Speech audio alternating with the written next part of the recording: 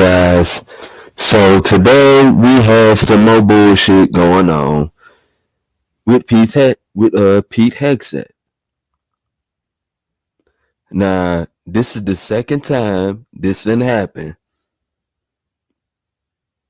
This is literally the second time this didn't happen.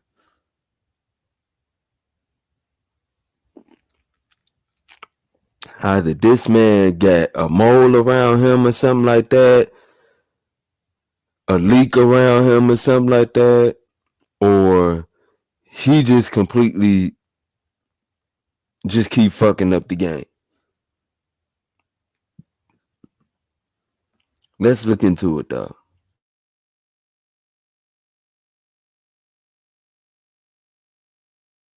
Revealed strike plans against Houthi targets in Yemen, similar to what was shared in that other group chat, which came to light after the editor of The Atlantic was mistakenly added to it.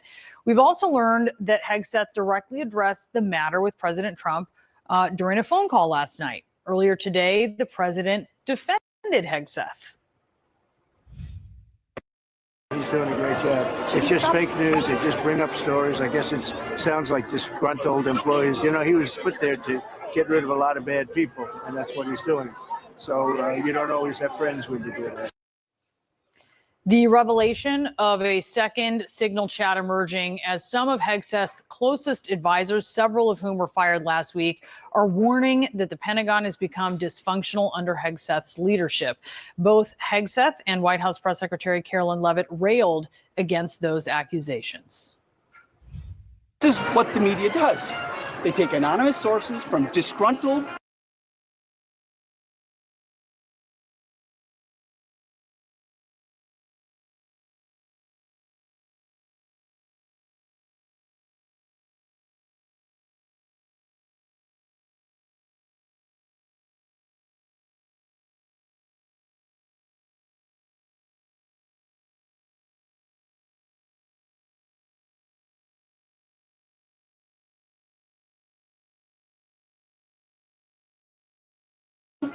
former employees, and then they try to slash and burn people and ruin their reputations. The president stands strongly behind Secretary Hegseth, who is doing a phenomenal job leading the Pentagon. And this is what happens when the entire Pentagon is working against you and working against the monumental change that you are trying to implement. With us now to talk more about this is John Bolton. He served as National Security Advisor during President Trump's first term.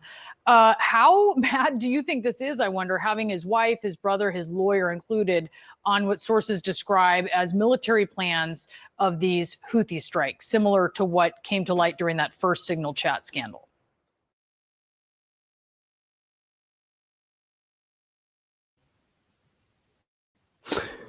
I would have to ask the question, why is his family a part of the signal chat in the first place?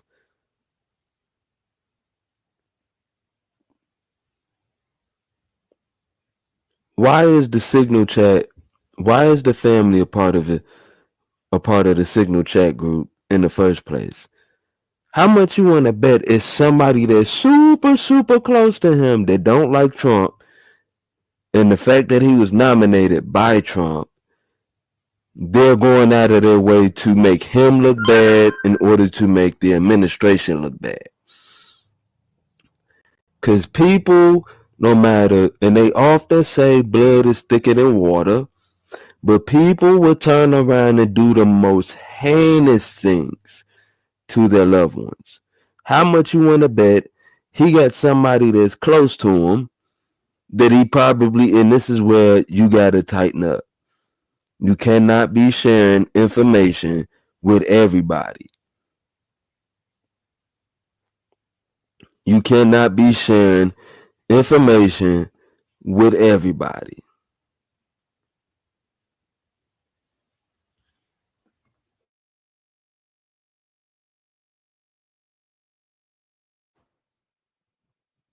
Well, I think after people got over the disbelief at the first signal chat group, it's no surprise there are others. What makes this one worse and different is that it's kind of a friends and family signal chat group, none of whom have any need to know what's been conveyed about potential strikes in Yemen before they actually happen. I mean, it speaks to a lack of judgment on Hegseth's part. And when you look at the controversy over the people recently being fired, by the way, all of whom are people he hired within the past 90 days, it really gives the picture of a Secretary of Defense who's a lightweight, a dilettante. And that's not the kind of person you want as a Secretary of Defense under any circumstances, but particularly not in the challenging environment we find ourselves in today. Let's talk about some of those top aides who are gone. I think some of whom, were it not for Hegseth or someone like Hegseth being in the position he's in, would not have had the positions they had at the Pentagon. But Senior Advisor Dan Caldwell, Deputy Chief of Staff Darren Selnick, Chief of Staff to the Deputy Secretary of Defense Colin Carroll. What's the effect of departures at a high level like that?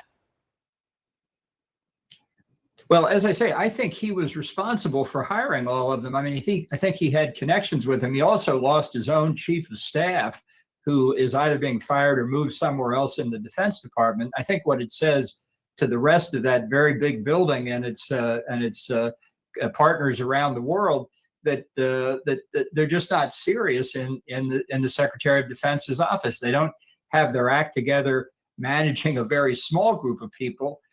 How's somebody like that ever going to lead the entire Pentagon? It's what you get when you don't really care about qualifications for jobs like that, when you're not picking people who are experienced, when your major qualification is personal fealty to Donald Trump. That's what he's got in Hegseth. That's why he's sticking with him. But it's not what you need to do the job.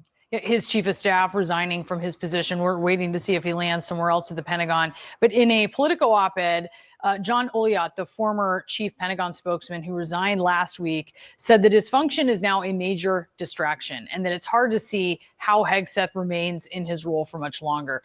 Do you think that Hegseth should step down? Well, by the way, Oliot is the fifth person in his inner circle who's now resigned. I think Hegseth should resign. I don't think he's going to. He may leave at some point because I think he's used up his bank account with Donald Trump. Trump doesn't want to have to waste his resources defending his people, and that's now what he's doing on Hegseth. But I think Trump is bound and determined not to show weakness, which is what he's worried he would do if he fires Hegseth or anybody else. So I think Hegseth has a shelf life of undetermined length, but it's not going to be much longer, would be my guess. 3 months, 4 months, something like that, likely. You hear the talking point. We just heard it from Hegseth, Leavitt, and Trump himself, which is that they're blaming people who are just upset that he's trying to implement institutional change. What do you think of that argument?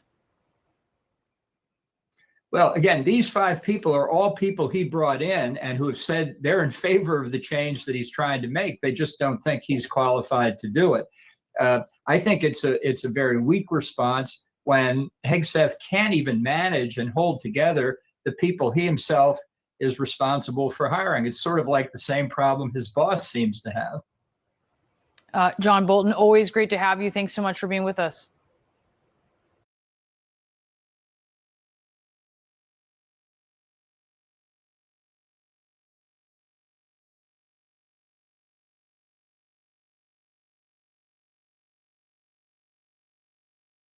Even manage and hold together the people he himself is responsible for hiring. It's sort of like the same problem his boss seems to have. John Bolton, always great to have you. Thanks so much for being with us. Glad to be with you. Joining us now, Democratic Senator Mark Warner of Virginia. He's the vice chairman of the Senate Intelligence Committee. Senator, thanks so much for joining us. What's your response to that defiant display from Secretary Hegseth? This is a guy that's in so far over his head that he didn't say anything there about denying that he did this gross, sloppy misuse of classified information, sharing now with his family members. We heard about the misuse earlier when this information was shared with other senior members of the administration. It is way past time that Hegseth should either quit or be fired. And I think the question is going to be, well, will my Republican Senate friends who I know care about our national security. How many more examples of chaos at the Pentagon before they will find their voice and be willing to step up and speak out on the fact that this guy should no longer be Secretary of Defense? You know the intelligence community, you know intelligence. How serious, Senator, was this breach compared to other cases of highly classified information being mishandled? Well, let me give you the best example. I was down a couple of weeks ago down in Virginia Beach. I had a big town hall. Many of the people at the town hall knew people that were on the Truman, which is the aircraft carrier that launched these attacks, or the planes that were launched from the aircraft carrier against the Houthis. They knew members on the Truman. They were outraged because they knew if that information had got out, their loved ones could have been, frankly, put in harm's way in an awful, awful way. So this is such an obvious case of sloppiness, carelessness, not respect for classified information. And this is what is happening, I fear, all across the IC, is this group of individuals come in, try to politicize our intelligence, and frankly, in many cases, have put leadership in place that's incompetent. Is it that serious, you think, Senator, that hegseth potentially should be charged with some sort of crime for violating top national security secrets? I'll leave that for lawyers to make that determination.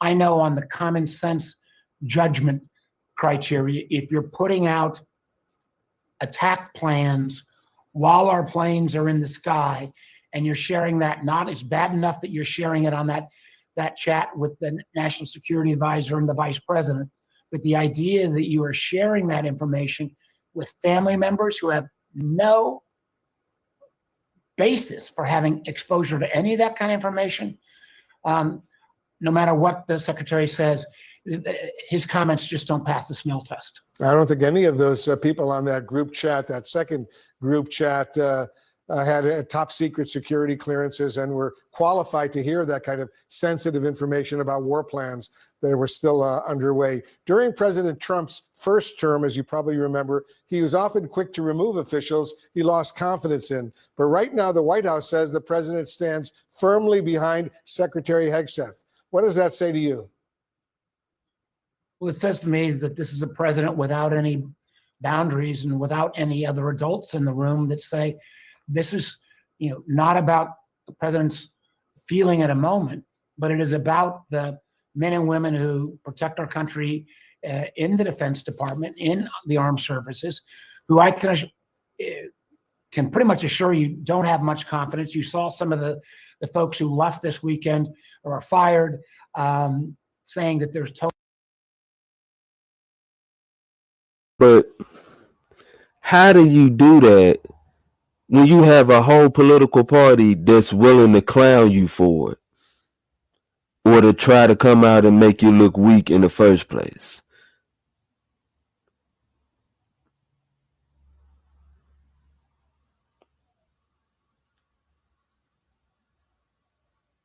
Or try to make you look weak in the first place. And then even if he turns around and fire Pete Hegseth, y'all not going to expose that. Y'all going to just sit there and talk about what Pete Hegseth did while he was there. You're not going to expose the fact that Donald Trump had to fire him.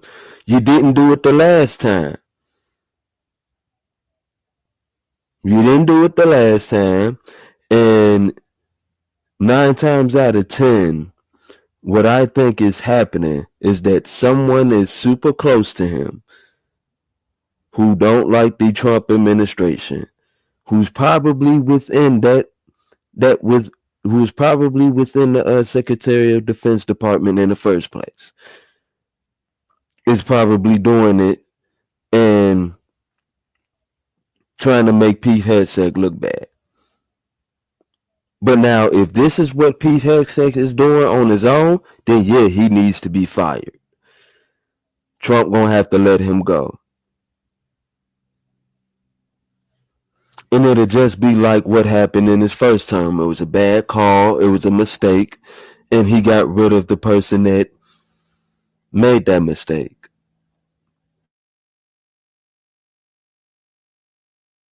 Total chaos at the department, and that creeps through if our men and women in uniform start to lose confidence in their leadership. And I'm afraid that is happening real time. I think it's significant, Senator, that even Secretary Hegseth's closest advisors are sounding the alarm about his judgment and the turmoil inside the Pentagon right now, and it is severe. How do you think America's adversaries are reading all of this chaos? Well, it's a great opportunity for China. It's a great opportunity for Russia to continue to push against Ukraine. Since the president in less than 100 days has managed to alienate virtually every ally we have around the world, whether it's through his tariff policies or his kind of pettiness with Canada threatening to throw them out of the Five Eyes. I worry that what had been our strength, Wolf, for literally decades was that we had friends and allies around the world that could count on us. They already had that trust, I think, undermined. Then you've got the economic travails with the tariffs, and now you've got what appears to be a kind of a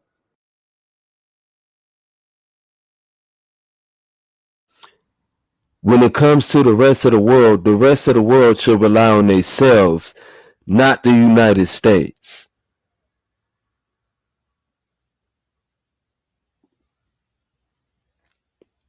The rest of the world should be more reliant on themselves as far as their military and their economy.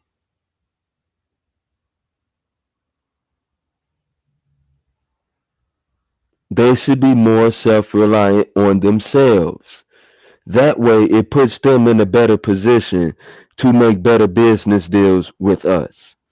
And we can turn around, and since we already somewhat self-reliant in making our own products here, we will be able to make fair trade deals.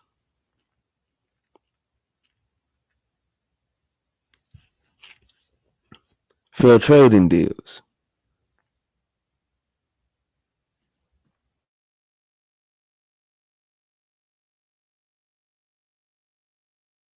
Keystone Cops group of leadership over the Defense Department. None of that bodes well for the safety of our country.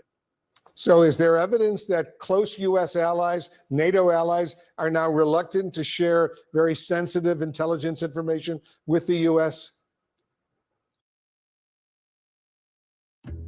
With Lucid Spark, you can bring your team's best and brightest ideas to life. The virtual whiteboard is an infinite canvas. I am not going to comment on that other than the fact that we'll never fully know because you don't know what's not shared. I do know there have been concerns about how our country is going to treat classified information. I know people, within the intelligence community are aghast, not only at this mistreatment of intelligence, but also think about the things, the random firing of General Hawk at the NSA and Cyber Command. He was extraordinarily well respected. There's still no explanation of that other than the fact that right-wing conspiracy theorist who denied 9/11 and said school shootings are made up, Laura Loomer, came in with this list, and suddenly a General Hawk who's well respected around the world is fired without cause. These are not great signals to send at this challenging time. Senator Mark Warner, the top Democrat on the Senate Intelligence Committee, thanks as usual for joining us. Thank you, Wolf. All right, I want to talk to you about some news here in Washington. Defense Secretary Pete Hegseth reportedly used a second Signal group chat to discuss sensitive military plans with members of his family, his lawyer. You called the first leaked Signal chat a, quote, huge mistake. Do you have confidence in Secretary Hegseth's judgment? Well, the question is this chat prior to the one that was leaked out, or did he continue to use the Signal chat group after that happened? And so I'm not sure the timing of it was. If it's something that he did prior to, okay, he should have learned his lesson now with what happened with the Mike Waltz incident. But if he did it afterwards, yeah, I would have concerns because it's already been burned by it once. I don't think you need to get burned by it twice. I think you should learn from your mistakes.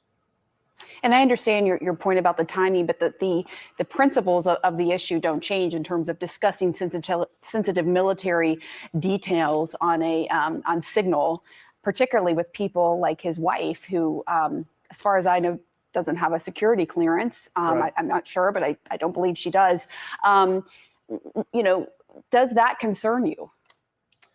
If in fact he did discuss what's called top secret or things that only need to be discussed inside a skiff with his wife, if she doesn't have that kind of security briefing, yes, it would concern me, and it should be a lesson to everybody in the administration and everybody actually in the federal government. A lot of the federal agencies use Signal because it's supposed to be an encrypted, very secure application. The fact that these things are being leaked now call into question how secure Signal really is. Right, how secure Signal is, and we know that foreign hackers try to get into the phones of top officials. There's all kinds of concerns from intelligence officials. Congressman Carlos Jimenez, thank you for coming on the show. It's my pleasure. There is now another scandal involving Signal, the encrypted messaging app, and plans about military strikes. The New York Times first reported that Pete Hegseth, the defense secretary. See, this is a life lesson learned for all men. This is a life lesson learned from all men. You do not need to disclose everything about your personal life and what you do for a living to everybody that's around you, and to keep your circle small.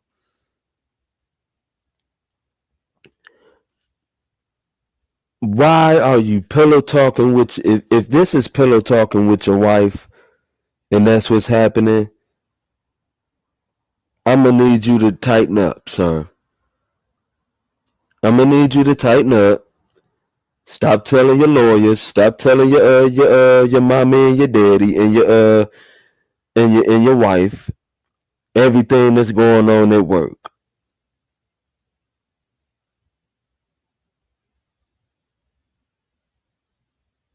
If this happens again, they're going to have to fire him. They're just going to have to fire him.